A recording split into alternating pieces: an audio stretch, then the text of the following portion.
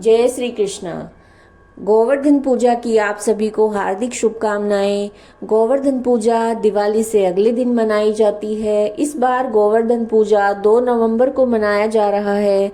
इस दिन गोबर से गोवर्धन बनाया जाता है और उनकी पूजा की जाती है और अन्नकूट की रसोई बनाई जाती है। प्रसाद लगाकर भगवान को प्रसाद को सभी में बांट दिया जाता है और इस दिन गोवर्धन या अन्नकूट की कथा सुनने का भी विशेष महत्व है। तो आइए हम गोवर्धन की कथा का कहना आरंभ करते हैं। एक दिन भगवान श्री कृष्ण ने देखा कि पूरे ब्रिज में तरह तरह के मिष्ठान और पकवान बनाए जा रहे हैं। पूछने पर पता चला कि ये सब वक्रासुर संहारक मेघ देवता देवराज इंद्र की पूजा के लिए तैयार हो रहा है। इंद्र की प्रसन्नता से ही वर्षा होगी, गायों को चारा मिलेगा और जीविका चलाने की जो समस्या है वो हल हो पाएगी। ऐसा सुनकर भगवान श्री कृष्ण ने इंद्र की निंदा करते हुए कहा, उस देवता की पूजा करनी चाहिए जो प्रत्यक्ष आकर पूजन सामग्री को स्वीकार करे। गोपों ने जब ऐसा वचन सुना तो कोटि कोटि देवताओं के राजा की इस तरह से आपको निंदा नहीं करनी चाहिए, ऐसा उन्होंने कहा। कृष्ण भगवान ने कहा, इंद्र में क्या शक्ति है जो पानी बरसाकर हमारी सहायता करेगा। उससे तो शक्तिशाली और सुंदर ये गोवर्धन पर्वत है जो वर्षा का मूल कारण है। इसकी हमें पूजा करनी चाहिए। भगवान श्री कृष्ण की बातों में फंसकर सभी ब्रजवासियों ने चारों ओर धूम मचा दी। इसके बाद नंद जी ने ग्वाल और गोपियों से सहित एक सभा में कृष्ण से पूछा कि इंद्र की पूजा से तो दुर्भिक्ष उत्पीड़न समाप्त होगा, चौमासे के सुंदर दिन आएंगे, मगर गोवर्धन की पूजा से क्या लाभ होगा।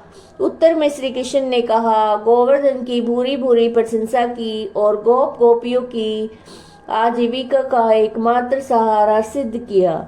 भगवान की बात सुनकर सभी ब्रजवासी बहुत प्रभावित हुए और अपने अपने घर से लाकर अच्छे अच्छे मिष्ठान पकवान सहित पर्वत की तराई में श्री कृष्ण द्वारा जो बताई गई विधि थी उसके अनुसार गोवर्धन की पूजा की गई।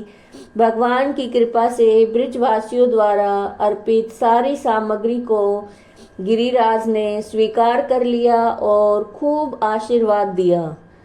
सभी लोग अपना पूजन सफल समझकर प्रसन्न हो रहे थे। तभी नारद इंद्र महोत्सव देखने की इच्छा से ब्रिज आ गए। पूछने पर ब्रिज नागरिकों ने बताया कि श्री कृष्ण की आज्ञा से इस वर्ष इंद्र महोत्सव समाप्त कर दिया गया है। इसके स्थान पर गोवर्धन पूजा की जा रही है। ये सुनते ही नारद उल्टे पांव इंद्रलोक गए और खिन्न मुद्रा में बोले कि देवराज, तुम महलों में सुख की नींद की खुमारी ले रहे हो और उधर ब्रज मंडल में तुम्हारी पूजा समाप्त करके गोवर्धन की पूजा की जा रही है। इससे इंद्र ने अपनी मानहानि समझकर मेघों को आज्ञा दी कि गोकुल में जाकर प्रलयकालीन मूसलाधार वर्षा करें और पूरे गांव को तहस नहस कर दें। काले काले प्रलयंकारी बादल ब्रिज की ओर उमड़ पड़े। अचानक से तेज वर्षा को देखकर ब्रिजवासी घबरा गए। सभी ब्रिजवासी श्री कृष्ण की शरण में जाकर बोले, भगवान, इंद्र हमारी नगरी को डुबोना चाहता है, अब क्या किया जाए। श्री कृष्ण ने सांत्वना देते हुए कहा, तुम लोग गौओं सहित गोवर्धन की शरण में चलो, वही तुम्हारी रक्षा करेगा। इस तरह से समस्त ग्वाल बाल गोवर्धन की तराई में पहुंच गए।